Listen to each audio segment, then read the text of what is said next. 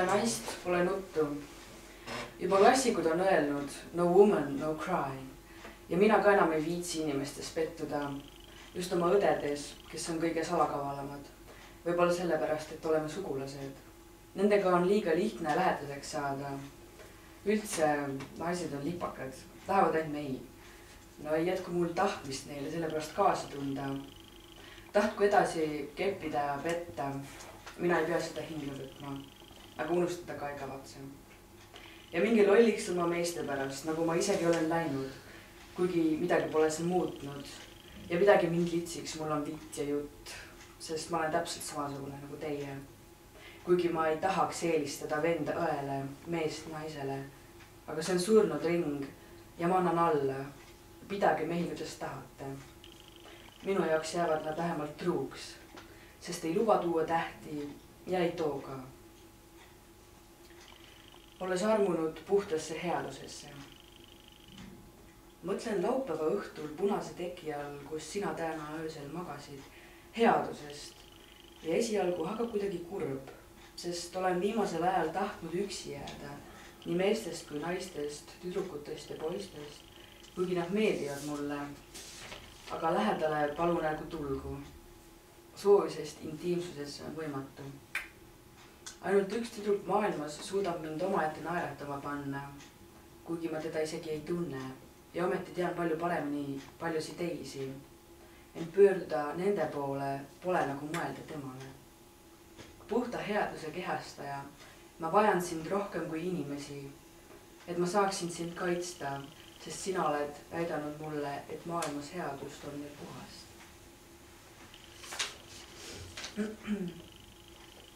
Ma tahan sind armastada iga päev nagu hull, avalikult ja salaja. Aga ma ei tohi ja just sellepärast, et ma isegi tean, et ma üldsegi ei tohiks, kutsun ma sind litsiks, joodikuks, mängusõtlaseks, liiderdajaks, haigeks värdjaks, psühhiks, ajude nussijaks, hädiseks jobiks ilma valge hobuseta, hariduseta, avatud loominkuliste kanaliteta, petja. Ma tahan sind iga päev armastada, sa kuradi haige inimene. See pole minu valik. See on lihtsalt niimoodi loodud. Ja sa võid minna ükskõik kui kaugele, kui kauaks. Ma tean, sind peatada ei saa, ei tohigi ja ma ei tahagi üldse. Aga täna ja sellest suve algusest peale on mul tunne, et minuga oled sa ikkagi kogu aeg pidevalt kaasas. Ühest litsist. Ütle ühe korra veel, et ma olen lipakas ja ma võtan kohe kõik riided seljast ära ja astun esimese ettejuhtuva eelistatult paaris suhtes meessoost isikuga vahekorda, sest ma olen lits. Mulle meeldivad mehed. Ma armastan mehi, aga mehi on vähe ja naisi on palju.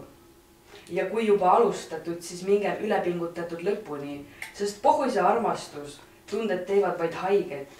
Ja et asjad oleks selged, võta oma mees ja seoda enda külge kinni, kui ta muidu ohjes ei püsi. Aga ära naeruta mulle külge tiitleid, mis peaksid mind häbenema panema, et ma olen jälle teinud kõigest seda, mis on loomulik. Nagu armastus isegi. Ma tean, mis on vägivald, kuigi ma pole maailmasõjas osalenud. Ma pole mees, aga olen näinud, mida tähendab saadud lüüa.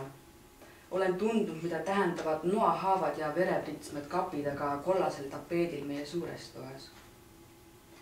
Ma tean, mis tähendab erineda häbenedes, ilma uhkuseta, seina ääri mööda koolimajas käia. Ma tean, kuidas hoida teineteist kurbusesse suremast, et me oleme sündinud teistsugustena.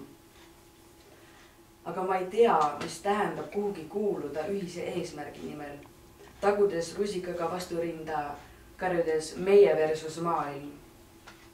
Minusugustel kehtib vaid üksi maailmale vastu seista, vaadata igal hommikul peeglist endale vastu ja ainult uskuda, kõik on võimalik.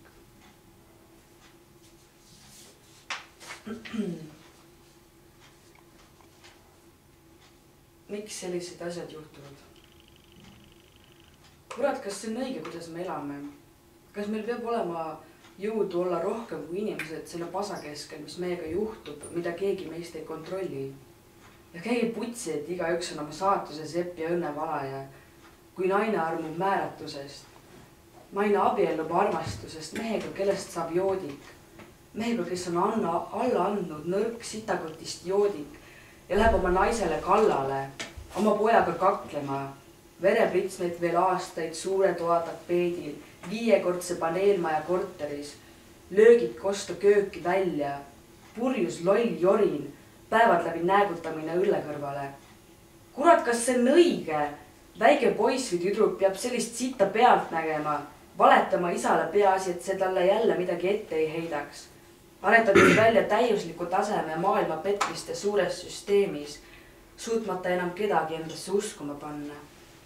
Kas see on õige, et me saame peksa, kui keegi on täis või nähvis keset tänavat, torkab sulle loa makku ja jätab surema?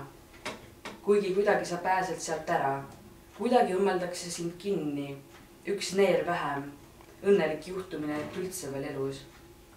Ja kuigi me elame ikka veel joodikutest meestega, kuigi peksa saame ikka ja sitta saame ikka ja armastame ikka nagu pilpa peal sitta ning loodame ka vist ikka, et poiss, kes nägi pealt, kuidas isa emal näo siniseks peksis, ei nurja meie iseenda õnnetegija kuvandit, ei hakka jooma ega süstima, ei keera ühtki elu perse. Ma lõpetan selle hullumaja nüüd ära. Kui palju on sus jõudu, ilmneb, kui hea sa suudad olla. Peale seda, kui oled mõnitatud, solvatud, alandatud, pekstud, vägistatud, kuritarvitatud. Peale kõike seda suuta ikka armastada, uskuda, tahta head.